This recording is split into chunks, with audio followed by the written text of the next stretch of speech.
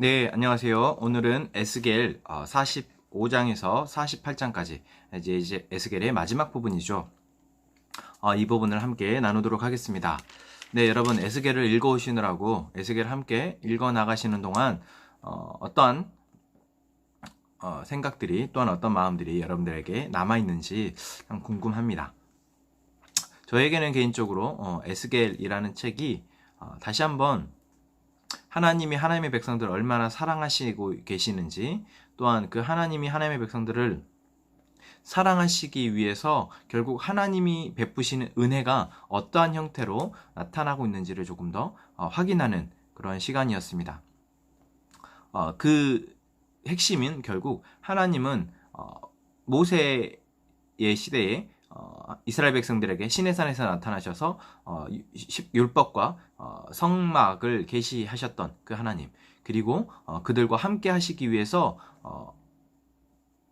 어떤 제사와 또한 정결 의식들을 말씀하셨던 하나님, 그리고 또한 제사장과 레위 지파를 통해서 그것들을 계속 전수되도록 하셨던 그 하나님이 에스겔서를 통해서 이미 포로로 끌려가 있는 이스라엘 백성들을 그곳에서 회복시키기 위해서 다시 하나님의 전을 하나님이 건축하시고 또한 새롭게 하시고, 또한 그 성전을 중심으로 하나님의 백성들이 살 성읍과 또한 그 성읍 안에서 살아갈 하나님의 백성들의 어떤 양식, 생활 양식과 제사에 대한 이야기들을 하시고 계시는 것, 이런 부분들이 참 인상 깊었다 말씀드릴 수 있겠습니다.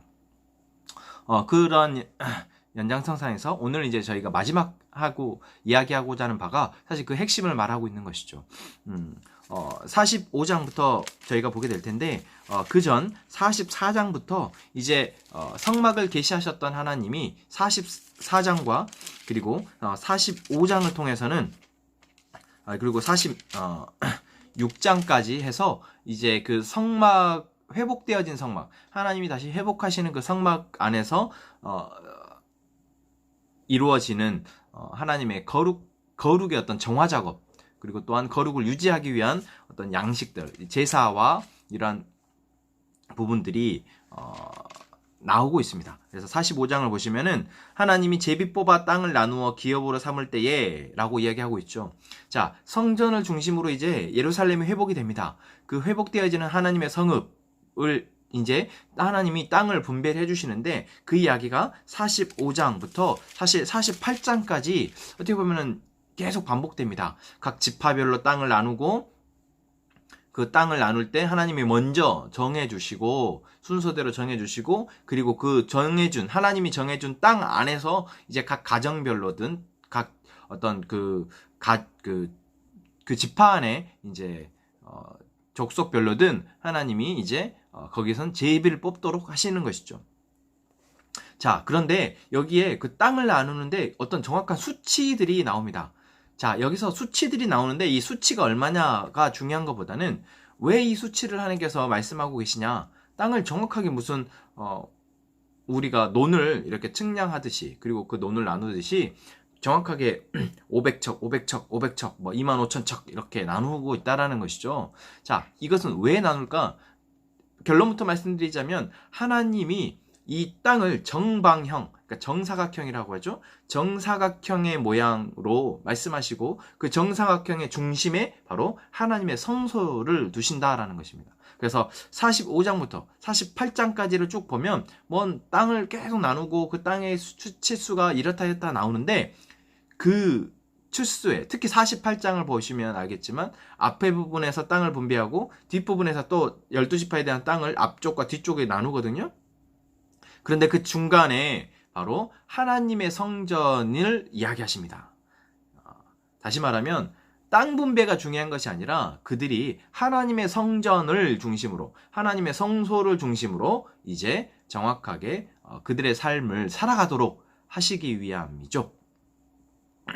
그래서 저희가 45장부터 쭉 읽으시면서 결국 하나님이 다시 회복하실 하나님의 백성들을 하나님의 중심으로 살아가도록 하시기 위함이구나, 그래서 이런 이야기를 하시는구나 라고 알 수 있습니다. 그것은 땅 분배의 문제만이 아니라 또한 이제 다시 회복되어질 땅에서 통치자들은 어떻게 통치를 해야 되는지가 이제 9절부터 나오고, 또한 18절부터는 다시 6월절에 규례를 말씀하시고, 또한 46장에서는 안식일과 또한 제사드릴 초하루에 제사드릴 것과, 그리고 13절부터는 매일 제사를 상번제라고 하죠. 매일 번제를 드리도록 하고, 또한 그곳에서 이제 나누어질 각 기업들을 결코 빼앗지 않도록 서로가 자기의 기업을 보장받도록 하시는 것. 이것은 레위기 때부터 사실 이야기가 되었습니다.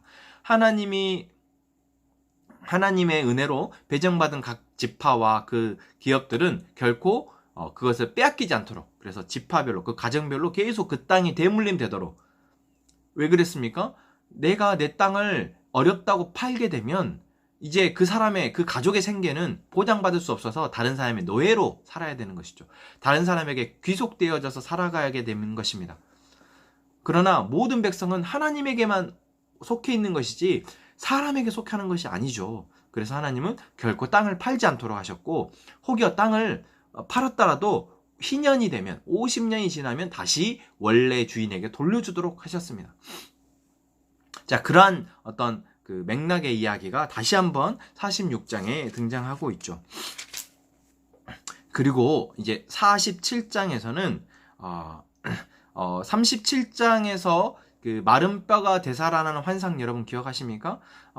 죽은 것과 같은, 아니 죽은 정도가 아니라 뼈바디밖에 남지 않은 말라버린 뼈에도 하나님이 생기를 불어넣어서 생명을 갖게 하시고, 그 생명이 하나님의 군대가 되게 하셨던 그 하나님의 환상, 그 환상과 이어서 47장에서는 성전에서, 그러니까 하나님의 성전에서 물이 흘러나와서, 자, 그림을 그려보십시오. 하나님의 성전이 있습니다. 그 성전에서 47장 얘기하는 것이죠. 성전에서 앞면에 동쪽을 향하여 있는데 그 문지방 밑에서 물이 나와 성전에서 성전 문지방에서 물이 흘러나옵니다.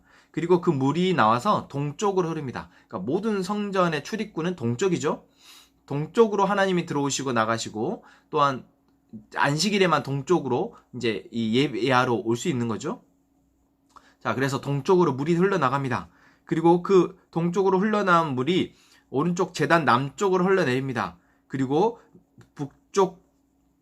동쪽을 향한 바깥문에 이르게서 그 물이 또 오른쪽으로 스며 나옵니다. 그러니까 그 물이 계속 흘러 넘치는 거죠. 여러분 상상해 보십시오. 물이 흘러나오는데 그 물이 끊이지 않고 계속 흘러나옵니다. 그래서 그 주변을 적십니다. 그리고 그 적셔진 물이 3절부터 보면은 그 물이 내가 건너게 하는데 물이 발목에 이른다고 합니다. 처음에는 물이 쫄쫄쫄쫄 흘러나와서 사람의 발목에 찰 만큼 물이 흐르는 거죠. 그리고 그 물이 점차 봤더니 나중에는 4절에 보면 허리에 찬다고 합니다. 그러니까 그만큼 물이 계속해서 흘러나오고 있다는 것을 말합니다. 그리고 나중에는 건너지 못해서 5절에 보면은 헤엄쳐야 할 만큼 물이 찼다라고 말합니다. 자, 그리고 이 물이 흘러넘쳐서 계속해서 동쪽을 향하여 흘러서 8절에 보면 아라바로 내려가서 바다까지 이릅니다. 자, 그러면서 그 바다의 물이 되살아났다라고 이야기하고 있죠.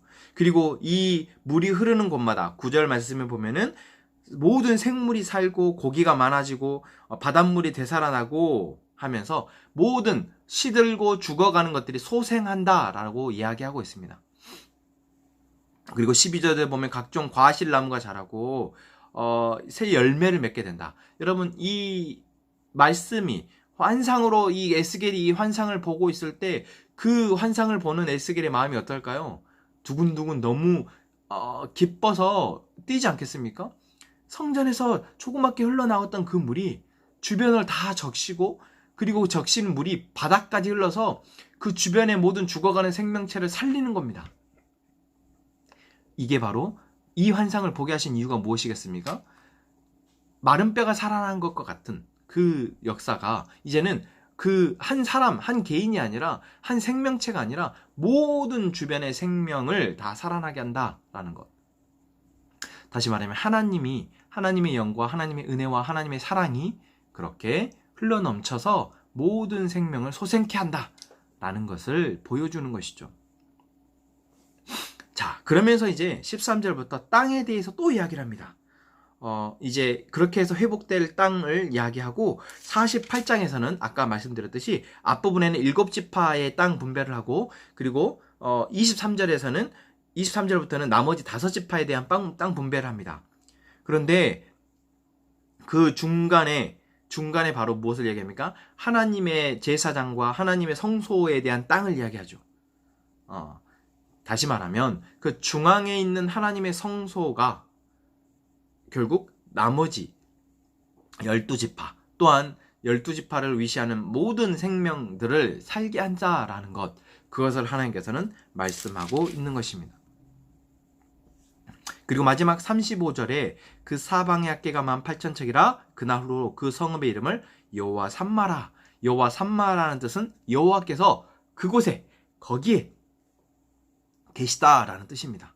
하나님께서 함께 하신다라는 것이죠. 여러분, 에스겔서를 통해서 하나님께서 우리에게 말씀하십니다. 하나님이 중심에 있으면, 아니 우리가 하나님을 중심에 두고 살아가면 우리가 살아난다. 나와 내 가족과 내 주변과 모든 것이 소생케 될 것이다 라고 말씀하는 것입니다. 이 말씀이 여러분 우리를 살아나게 할 줄로 믿습니다. 네, 그렇게 계속 하나님을 중심으로 살아가는 우리 교회가, 우리 공동체가 되기를 소망합니다. 감사합니다.